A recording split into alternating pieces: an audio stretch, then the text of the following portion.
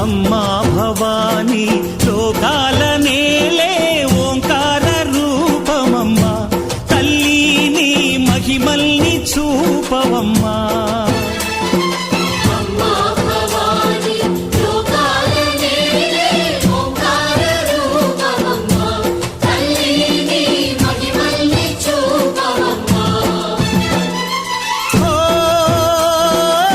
సృష్టికే దీపమా, శక్తికే మూలమా, సింహరథమే నీదమ్మా.